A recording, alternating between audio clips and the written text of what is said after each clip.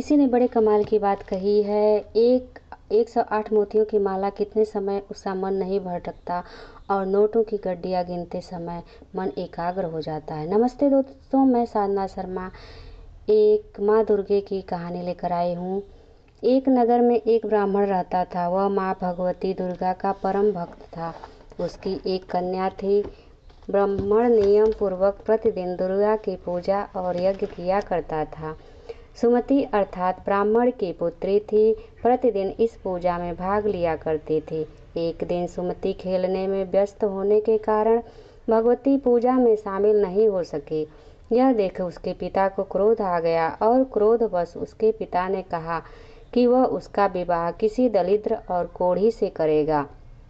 पिता की बातें सुनकर बेटी को बड़ा दुख हुआ और उसने पिता के द्वारा क्रोध में कई बातों को सहज स्वीकार कर लिया। कई बार प्रयास करने से भी भाग्य का लिखा नहीं बदलता। अपनी बात के अनुसार उसके पिता ने अपनी कन्या का विवाह एक कोढ़ी के साथ कर दिया। सुमति अपने पति के साथ विवाह कर चली गई। उसके पति का घर होने के कारण उसे वन में घास के आसन पर रात बड़े कष्ट में बितानी पड़ी। गरीब कन्या की यह दशा देखकर माता भगवती उसके द्वारा पिछले जन्म में की गई उसके पुण्य प्रभाव से प्रकट हुई और सुमति से बोली, हे कन्या, मैं तुम पर प्रसन्न हूँ। मैं तुम्हें कुछ देना चाहती हूँ। मांगो, क्या मांगती हो? इस पर सुमति ने उनसे पूछा कि माँ, आप मेरी किस बात पर प्रसन्न हैं? क्या? कन्या की यह बात सुनकर देवी कहने लगी, मैं तुम पर पूर्व जन्म के तुम्हारे पुण्य के प्रभाव से प्रसन्न हूँ। तुम पूर्व जन्म में भील की पतिव्रता स्त्री थी। एक दिन तुम्हारे पति भील द्वारा चोरी करने के कारण तुम दोनों को सिपाहियों ने पकड़कर जेल खाने में कैद कर दिया था।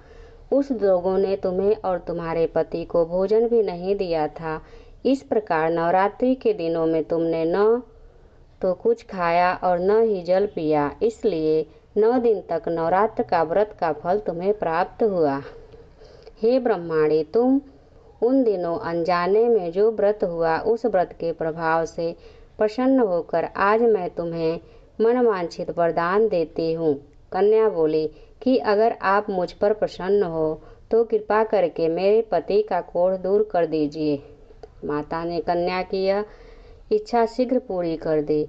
उसके पति का शरीर माता भगवती की कृपा से रोगहीन हो गया। रामायण के अनुसार यह प्रसंग अनुसार भगवान श्री राम, लक्ष्मण, हनुमान व समस्त वानर सेना द्वारा अंची शुक्ल प्रतिपदा से नवमी तक 9 दिनों तक माता शक्ति की उपासना कर 10वीं तिथि को लंका पर आक्रमण प्राप्त किया था। इस तरह नवरात्रि में माता दुर्गा की पूजा करने की प्रथा के पीछे कई प्रथाएं प्रचलित हैं, जिसके बाद से ही नवरात्रि का पर्व आरंभ हुआ और दुर्गा की पूजा होने लगी।